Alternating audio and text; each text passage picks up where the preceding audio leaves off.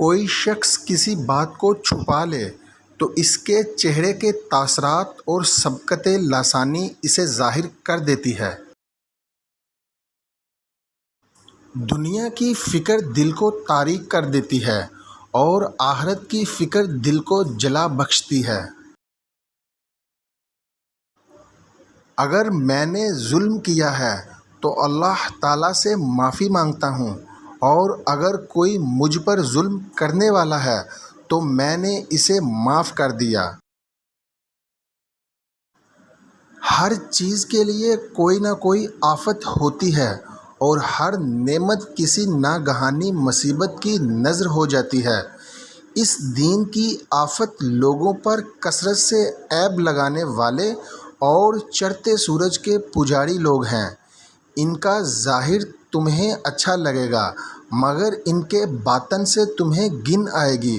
یہ نہایت کمینے اور بیوقوف لوگ ہوں گے۔ اللہ تعالیٰ ہر شخص کو اس کے عمل کی چادر پہنائے گا۔ مومن کو 5 قسم کا خوف لاحق ہوتا ہے۔ نمبر 1، اللہ تعالیٰ کا خوف کہ وہ اس سے ایمان کی دولت نہ چھین لے۔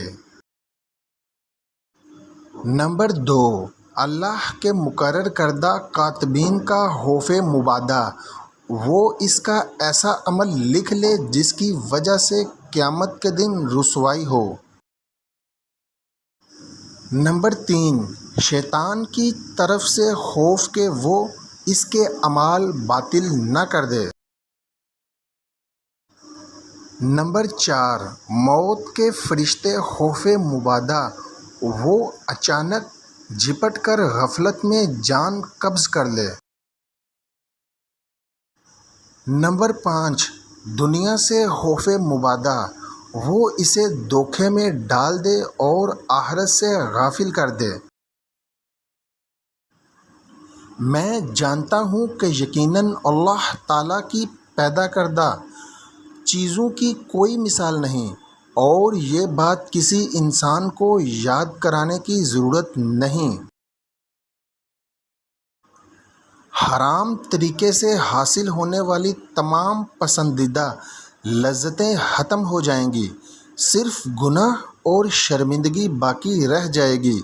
بدکار آخر کار برے انجام سے دوچار ہو کر رہے گا، جس لذت کے بعد آگ ہو، بھلا اس کا کیا فائدہ؟